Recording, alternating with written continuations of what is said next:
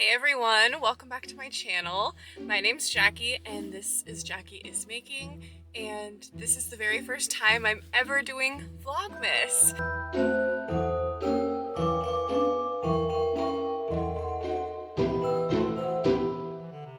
So typically on my channel I normally do normal like knitting podcasts and updates on everything that I'm making, but throughout the month of December I'm going to be uploading more vlogs so you can see a little bit more into my day-to-day life, see how I make my things, like just a little bit more behind the scenes of my overall making. I'll also be including some quilting and some cooking as well.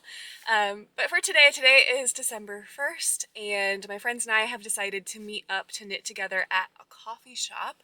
We haven't seen each other since the Thanksgiving holiday, and so yeah, we're just meeting up to knit, and I'm excited, of course, because I'm wearing my shift cowl for the very first time.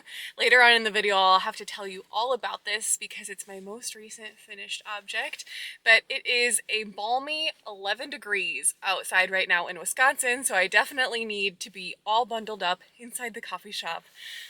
And I'm just excited to get some knitting done. It's my last day of break before we go back to work tomorrow, so just trying to soak it up and enjoy it all before the work week starts again.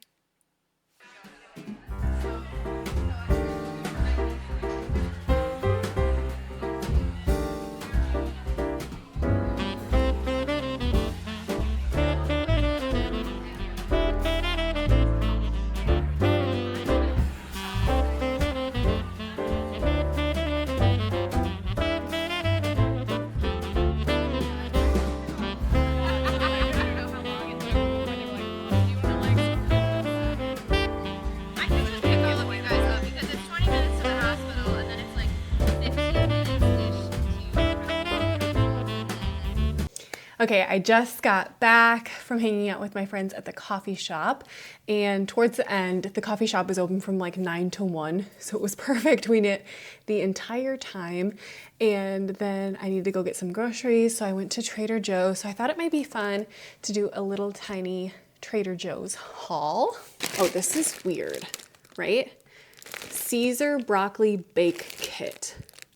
I'll have to let you guys know how this one is because it sounds kind of gross, but it was one of those things. Okay, I saw that and I saw this, and first of all, I think I'm gonna eat this for lunch, so I'm gonna let you know if it's good or not immediately. But pizza ranch salad kit, I really don't know if this is gonna be good or not, but I love pizza, I love ranch, might be good.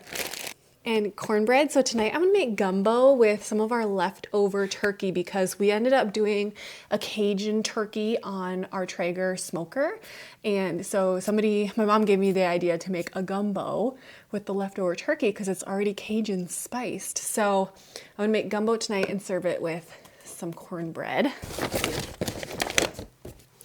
We needed some ketchup. This is actually my favorite organic ketchup. So if you've had organic ketchup, you know it tastes just like ever so slightly different, like more spicy, I would say. You can taste like the seasonings more. Sometimes we get it from Whole Foods. Sometimes like we've had the Aldi organic ketchup, bunch of different brands, but I truly think the Trader Joe's one is the best, especially on eggs. Oh, it's my favorite. I already made a stock for my Thanksgiving dinner, but this is one of my other favorite ones to put in soups because it's so delicious. This is, they're just like organic bone broth, and you can just drink this like plain, like just in a mug, but it's, you know, like $1 extra than their regular stock, but I really love it in soup.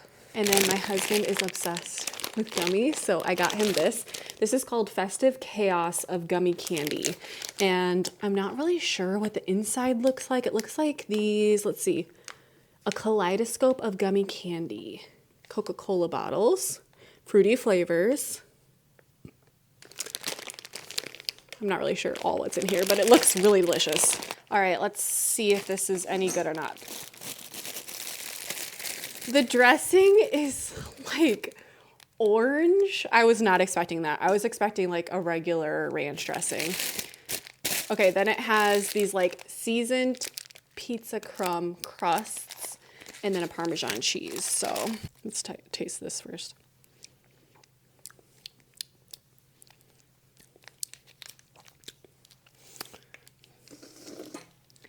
It's giving pizza. It kind of just tastes like Italian seasoning mixed with ranch dressing, you know? I also don't know if I'm also just kind of like smelling those pizza crusts. Okay, let me show you this. It looks good. It's kind of scary that it was red. Okay, orange. I was not expecting it to be that like orange color. All right, let's try it.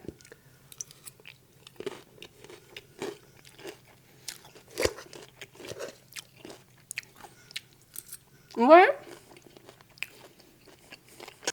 I also think it would be really good. We love to make homemade meatballs, and this would be delicious on the side of homemade meatballs. Like you wouldn't even need to make a carb necessarily. Like this would be so delicious with homemade meatballs. I would love that.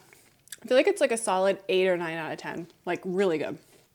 If you like ranch, you have to try it. If you like ranch and you like pizza, you have to try this.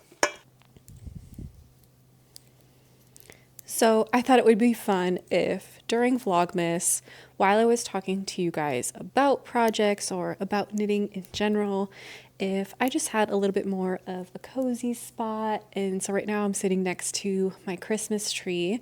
I'm in my living room, and this is my all-time favorite knitting chair. So it's just kind of fun for you guys to see where all of the magic happens, of course.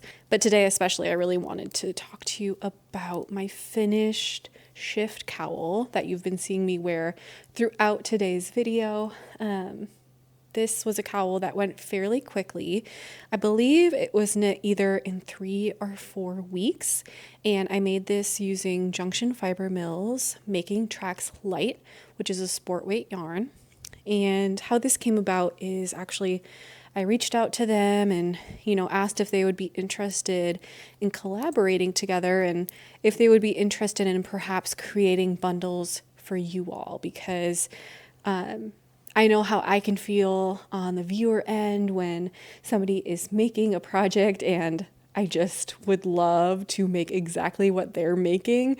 And just like an easier way to do that would be through purchasing a bundle or having some options for bundles, because buying yarn can sometimes be just like a little bit of a barrier to entry for a project for me, whether that's not knowing which yarn to choose or which colors to pair together and that sort of thing. So with Junction Fiber Mill, we picked out some colorways, and I ended up making a cowl out of some more autumnal yarns.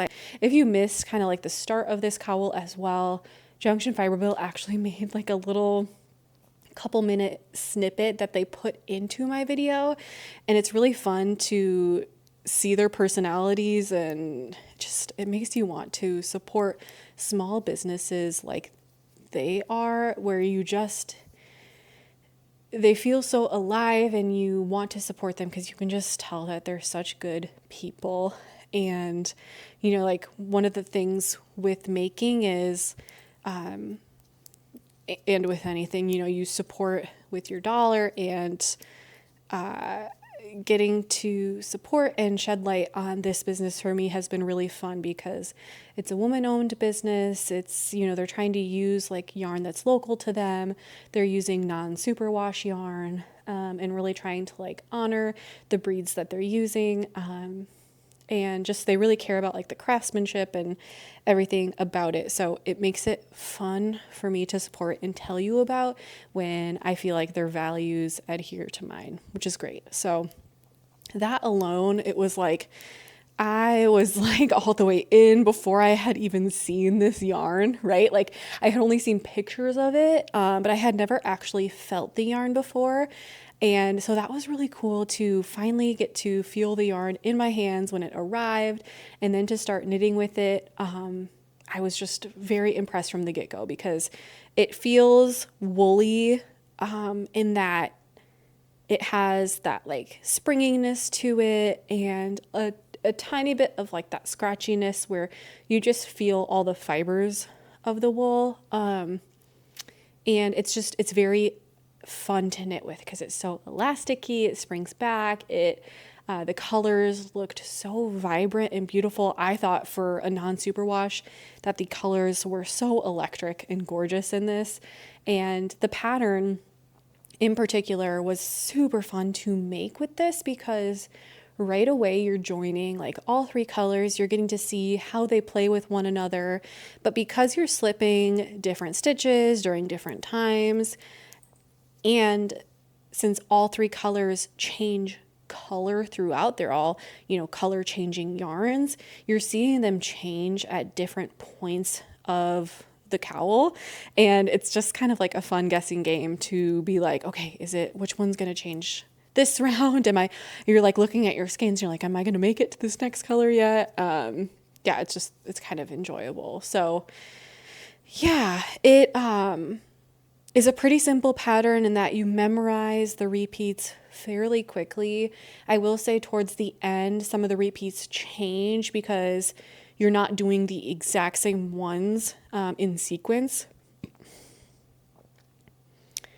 And you can tell that Andrea does that because she wants you to bring this color at the end back in. So you can see like my color furthest down on me is like that orange color, and that was my color A that I started with in the back. So I like that she makes you do that again at the very end, but you're only just doing the one repeat. So it is one of those patterns though where for a big majority of it I wasn't having to look at the pattern. I was able to memorize it fairly quickly and just kind of get going. I was talking to my friends today, actually, while I was showing it to them. We were talking about like what are more fashion pieces versus like function and warmth pieces. And this is one of those where I feel like it is, and I made it for this reason, it is more of like a fashionable winter piece for me in that I want to wear it the whole time I'm out somewhere, whether that's at work or hanging out with friends or even just in my house. It's not just a true outerwear piece for me. So yeah, that's kind of what I was thinking about when I chose my fabric and that sort of thing. That's not to say though that it isn't warm. It's definitely very warm. You could use it as an outdoor piece. But it is a sport weight and it's not super, super thick, like for a very, very cool winter, I would say. And then another thing that made me think that thought was you do end up seaming up the back. And I ended up doing just like a very simple whip stitch, like pretty far apart. And that's how I have it up now. And I only did the top half because I really wanted the bottoms to sit really nice. I think it was the Botanical Knitter did that. And she recommended it and said it helps cowls sit nicer. And I definitely think that's the case with this. I love the way that it's laying. But I also didn't do a super strong seam because I just wanted to see like how tight I was going to want it to my neck, because I could always seam it like a little bit further in if I really wanted it tighter. But yeah, I actually feel like I am fairly happy with this. I love that, this is, like I said, a non-superwash wool. So some could say it's maybe a little bit scratchy for them. I love a woolly wool, so I'm actually more keen to having it be that way. But because it lays a little off my neck, I just truly don't notice it at all. I've been wearing it all day and it has not bothered me once, truly. Yeah, I am very satisfied with this project. I already last night was looking up other Andrea Mowry and, just other cowls in general that have this like bandana style, because I think that it's fun to knit. It's a quicker project to knit. You can make them in so many different colors, and yeah, I just think it's gorgeous and beautiful. And I love the way this yarn blocked. I feel like it really bloomed and softened, and it made me very excited to knit with their yarn again and try it out.